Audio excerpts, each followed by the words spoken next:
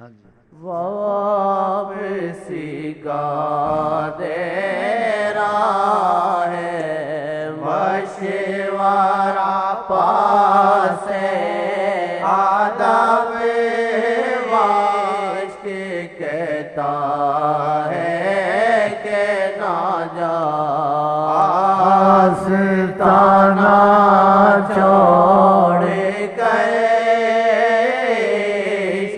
کہتا ہے کہ نہ جا آستانہ چھوڑ کر کس طرح رکھوں قدم سے جا پہ ساجن چلے کس طرح جس جا پہ ساجن چلے کیسے قدم رکھوں جہاں آقا جی چلے ہیں وہاں میں پیر کیسے رکھوں؟ دیکھا کہاں تک محبت میں سوچ جاتی ہے سوچ. اسی بعض اولیاء جاتے نہیں تھے حرم کے اندر، اتنا سفر کاٹتے تھے اپنے وطنوں سے ملکوں جمع پہنچتے تھے، حرم کے باہر سلام باہر سے پڑھتے تھے جاتے تھے کہ اندر آقا جی چلے ان کے پیروں پہ قدم آئیں گے، وہاں پیشاب کرنا پڑے گا، وہاں تھوکنا پڑے گا، تو باہر سے سلام کر کے چلے جاتے. ماشاء اللہ ماشاء اللہ اندر نہیں جاتے تھے، سارا سفر کر کے حرم کے حد کے باہر کھڑے باہر سے سلام کیا چلے گئے. اتنا ہی کافی. وہ واصل بھی تھے اور اللہ تعالیٰ نبی کریم سے تعلق بھی کروا دیتے تھے. نہ کہیں سے دور ہے منزلیں نہ کوئی قریب کی بات. یہ سن لے شعر، ایسے اور بھی بہت اچھے اچھے شعر محبت والوں نے لکھے ہیں. او پاؤں رکھنے والے، او پاؤں رکھنے والے، یہ جا چشم و سر کی ہے، جہاں سر رکھنا چاہیے آنکھیں رکھنی چاہیے، تو وہاں پاؤں رکھتا ہے جہاں آقا کے قدم. او پاؤں رکھنے والے، یہ جا چشم و سر کی. یہی نمازیں پڑھتے تھے، یہی دعائیں پڑھتے تھے، کوئی دوسری علیحدہ کوئی اسپیشل خاص تو نہیں پڑھتے تھے. لیکن ان کے اندر عظمت مصطفیٰ آ چکی تھی، ان کے قرآن میں اثر، ان کی زبان میں اثر، ان کی نگاہ میں اثر. یہی قرآن ہم تم دوسرے پڑھتے ہیں، کوئی اور قرآن تو نہیں. نہ ہم لوگ کی زبان میں اثر، نہ نگاہ میں اثر، نہ دعا میں قبولیت، کہ ان کی نہ وہ سرور نہ کیف، نہ وہ وجد جو ان کو آتے تھے، جو ان پہ اثرات نہیں. کیوں نہیں کھلتے؟ کہ اندر عظمت نہیں ہے. اسی آقا جی نے کہا ایسی قومیں آئیں گی بڑا قرآن پڑھیں گی، صحیح پڑھیں گی. تم میں عربی عجمی ہے کہ تم صحیح پڑھ نہیں سکتے ہو، لیکن لا یجاوز تراقیہم، ان کے حلق سے نیچے نہیں اترے گا، حلق تری رہے گا. تو خدا ہم کو آپ کو ان لوگوں میں سے نہ کرے، بلکہ ان لوگوں سے کرے قرآن حدیث جو بھی ہے یہ دل کے اندر اتر جائے انشاءاللہ، حلق تک نہ رہے. یہ بھی حدیثیں ہیں، اسی وہ اثر نہیں ہے. یہی اولیاء پڑھتے، کوئی دوسرا قرآن پڑھتے.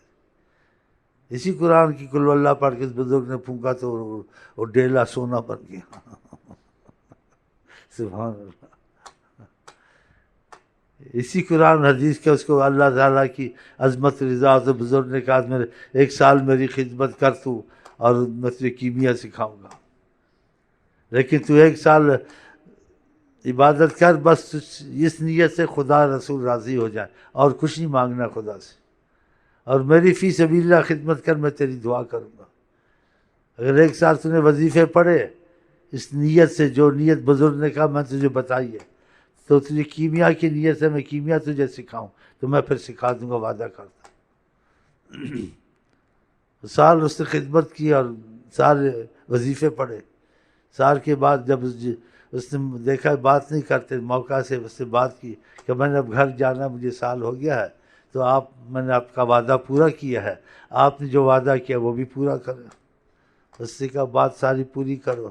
اس نے کہا آپ سے میں گزارش کی تھی کہ میرے دل میں ایک بات بیٹھی ہوئی ہے، میں کیمیا سیکھ جاؤں. تو آپ بزرگ ہیں تو یہ آپ کے پاس کوئی بڑی بات نہیں ہے، اگر آپ مہربانی کریں کیمیا سکھائیں۔ تو آپ نے مجھے کہا تھا 1 سال وظیفے پڑھ اس نیت سے کہ تجھ پر خدا رسول راضی ہو جائیں، اور میری 1 سال خدمت کر، میں تیرے لیے دعا کروں گا۔ تو میں نے آپ کی خدمت بھی کی، جو کام آپ کہتے تھے وہ کرتا تھا، اور 1 سال وظیفے پڑھے ہیں، اب سال سے زیادہ ہو رہا ہے، اور مجھے اب اجازت دے میں گھر جاؤں اور کیمیا سکھائیں۔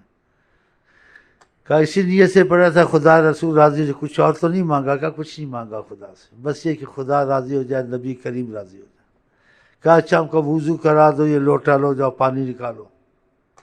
وہ پانی نکالنے کا سونے چاندی کے ڈول نکل رہے تھے بھرے ہوئے، خدا نے سونا چاندی سب ادھر کر دیا۔ وہ واپس آیا، بولا پانی کی جگہ سونا چاندی نکل رہا ہے۔ کہا تم نے خدا رسول کو راضی کر لیا ہے، خدا بندے سے خود پوچھے بتا تیری رضا کیا ہے۔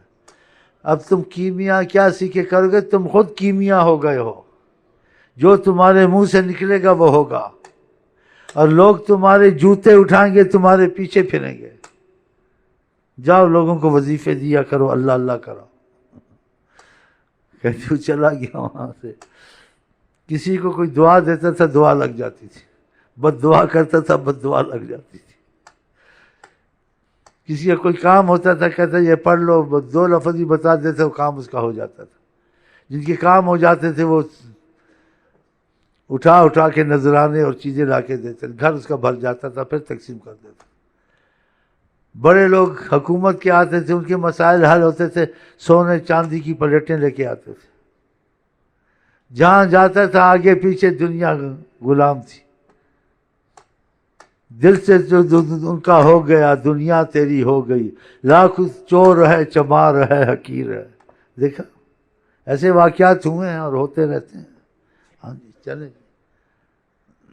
لاکھ چور چمار اس موقع پہ پڑھیں۔ کا گر تو ہو گیا ان کا گر تو ہو گیا، دنیا تیری ہو گئی ان کا گر تو ہو گیا، دنیا تیری ہو گئی، لاکھ تو حقیر ہے، لاکھ تو حقیر ہے، یا چور ہے چمار ہے، لاکھ تو حقیر ہے۔ آپ کا آمنا سامنا کا ادب تو ہو ہی نہیں سکتا، معافی نہیں ہو سکتا۔ آپ کا نام لینے کے لیے خدا نے جبریل کو بھیجا، جس کے سامنے آپ کا نام آئے اور وہ آپ کی عظمت کے تقاضے سے درود نہ پڑھے، خدا اس کی ناک خاک آلودہ کرے۔ یہ بد دعا خدا نے جبریل سے کروائی اور آقا جی سے آمین کروائی، اور آقا جی نے آمین نہیں کہنی تھی، رحمت کہ کرنی پڑے گی کہ تم کو اے سیدنا محمد محبت ہے، لیکن ہم کو اے محمد آپ سے بھی بے پناہ محبت ہے۔ یہ بے پناہ محبت کا مسئلہ ہے نا، کہ خدا نے اتنا مخلوق کو اس طرف تنبیہ کیا اور ہوشیار کیا کہ ان کا حکم ماننا یا ان کا آمنا سامنا تو اور چیز ہے، ان کا نام تم نے سنا تو تم کو ہوش آنی چاہیے، یہ کس کا نام آ گیا سامنے۔ تو یہ صحیح حدیث ہے جس میں 3 واقعات ہیں، ماں باپ کا اور کا، اس میں یہ نبی کریم کی درود کا واقعہ کہ جبریل کو آسمانوں سے بھیجا۔ جاؤ حضرت محمد مصطفیٰ کو کہو رغم فمر، خدا اس کی ناک خاک آلودہ کرے۔ جبریل کو اللہ تعالیٰ کہتے ہیں رجل ذکرت عنده فلم یصلی علیہ، جس کے سامنے آپ کا نام آ جاؤ پھر درود نہ پڑھے۔ بتاؤ یہ چھوٹی بات تو نہیں ہے۔ تو جب آپ کا نام آئے صلی اللہ علیہ وسلم ضرور ایک دفعہ کہہ لیا کریں۔ اس میں رب اور اس میں نبی، اس میں رب اور اس میں نبی، عرش پہ ہے ازل سے لکھا، عرش پہ ہے ازل سے لکھا، دل پہ بھی اب لکھ لو آؤ بھیا، دل پہ بھی اب لکھ لو آؤ بھیا، ہوگا کرم بے بہا، اس سے ہوگا کرم بے بہا۔ پھر خدا نے فرما دیا، پھر خدا نے فرما دیا، ایک حدیث میں من اسرت علیہ حاجتہ، من اسرت علیہ حاجتہ، جس پہ کوئی مشکل آ پڑے اس کا کام نہ ہو، فلیکثر علیہ بالصلاۃ، وہ کثرت سے درود پڑھے اس کا کام ہو جائے گا۔ حدیث شریف، حدیث مبارک، من اسرت علیہ حاجتہ، جس کی کوئی پریشانی ہو، حاجت ہو، کام نہ ہوتا ہو، وہ کثرت سے درود پڑھے، اللہ تعالیٰ اس کا کام کر دے گا۔ حدیث شریف آپ تجربہ کریں، ہمارے اکثر کام ایسے ہوتے ہیں، سعودیہ میں بھی ایسے تھے، یہاں بھی ایسے ہوتے ہیں، اور دروشی میں لگ جاتے کام ہو جاتے۔ تو آقا جی نے کہا نا من اسرت علیہ، جس پر کوئی مشکل، ہم دروشی پڑھتے ہیں، ہمارے اب تک ہی کام ایسے ہی ہوتے ہیں، اور لوگوں کو بھی یہی بتاتے ہیں، جو کرتے ہیں تو ان کے بھی کام ہو جاتے ہیں، اور جو دل سے لگ جاتے ہیں سارے حالات میں تبدیلی آتی ہے، رزق میں خیر، اولاد میں خیر، دشمن دور، کیونکہ جہاں آپ زیادہ درود پڑھیں گے تو آقا جی کی نگاہ کرم آئے گی، مجھ کو یاد کرتا ہے، تو آپ جب آپ کو دیکھیں گے تو ان کی نظر رحمت ہے نا، تو پھر رحمت آپ پہ اترے گی نہیں اترے گی، پھر رحمت حالات بدلتی ہے تو بدلیں گے۔ تو آپ کے جب وظیفے پورے ہو جائیں تو درود شریف بہت پڑھا کریں، ہاں بہت پڑھا کریں، اور یا کاروباری ہیں یا کالج میں ہیں یا کسی نوکری پہ ہیں تو چھوٹا درود پڑھا کریں، صلی اللہ علیہ وسلم، بہت پڑھا جاتا ہے، کہ بڑا درود اگر انسان پڑھے تو توجہ نہیں پڑتی، پھر آپ آفس میں کام نہیں کر سکتے، اپنے کالج کے وہ کر نہیں سکتے وہ معاملے، تو چھوٹا درود چلتا رہے، جب خالی ہو تو سب سے افضل بڑا درود ہے، کون سا؟ نماز والا، ہاں، تو اس کی عادت ڈالیں تو آپ کے مسئلے حل ہوتے رہیں گے۔ ہاں، تو اللہ تعالیٰ آپ کو توفیق دے، مجھ کو بھی توفیق دے۔ خدا نے یہ فرما دیا، پھر خدا نے یہ فرما دیا، ہوگا بندہ و مومن صدا، ہوگا بندہ و مومن صدا، جو پکڑے ہر دم ان کا وسیلہ، جو پکڑے ہر دم ان کا وسیلہ، جو پکڑے ہر دم ان کا وسیلہ، جو پڑھ لے ہر دم ان کا وظیفہ، جو پڑھ لے ہر دم ان کا وظیفہ، جو پکڑے ہر دم ان کا وسیلہ، جو پکڑے ہر دم ان کا وسیلہ۔ ایک صحابی کو 3 دفعہ آپ نے کہا تیرے لیے اچھا ہے کہ تجھ کو فائدہ پہنچے گا، جب تیسری دفعہ کہا اس نے کہا جو بھی میرے پہ وقت ہوگا میں درود شریف ہی پڑھتا رہوں گا۔ کہا اذن، اگر تو نے ایسا کیا جیسے کہہ رہا، اذن تکفی ہمک، جو چیز کی تجھے فکر ہوگی، پریشانی ہوگی، دور ہوگی، تیری مراد پوری ہوگی۔ یغفر ذنبک، اگر تیرے گناہ ہے یا مصیبت ہے ایسی ہے تو گناہ کی سزا نہیں ملے گی، معافی ملے گی۔ کیا چاہیے تم؟ اور اس کے باوجود آقا کو ضرورت نہیں ہے۔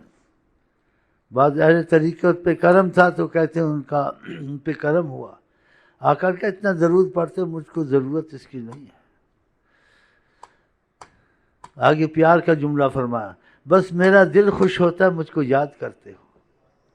تو دیکھو ہم محبت کرتے ہیں، آقا بھی محبت کرتے ہیں، ہماری محبت کوئی قیمتی، لیکن ان کا محبت کرنا دیکھنا ہمارے لیے کتنا نفع بخش ہے۔ تو آپ کا جب وظیفے پورے ہو جائیں تو درود شریف نہ چھوڑا کریں، ہر وقت پڑھا کریں صلی اللہ علیہ وسلم۔ اور جو سلطنت اہل طریقت سکھائیں تو اس کو چھوٹا درود مت سمجھو، اس کو بھی بہت بڑا درود سمجھو۔ ہمارے مشائخ جب بولتے تھے تو ہم ان سے پوچھتے نہیں تھے، اگر پوچھتے تھے چپ ہو جاتے تھے، تو ہم سمجھ جاتے تھے آقا جی نے اجازت دی ہے۔ تو ایسے ہوا کہ مشائخ سے پوچھا کہ جو آپ صلی اللہ سکھاتے ہیں تو حدیث میں آیا کہ مکمل درود آل و اصحاب، علماء بھی سارے کہتے ہیں اس میں تو آل بھی نہیں ہے اصحاب بھی نہیں ہے، کیا آقا جی نے ایسی کہا؟ اگر آقا جی نے کہا تو نہیں سوچنا چاہیے، تو انہوں نے خاموشی اختیار کی، نہ ہاں کہا نہ کہا۔ اور کسی نے کہا ایسے معصومہ کہ شیخ نے تھوڑی سی ہاں کی ایسے بس۔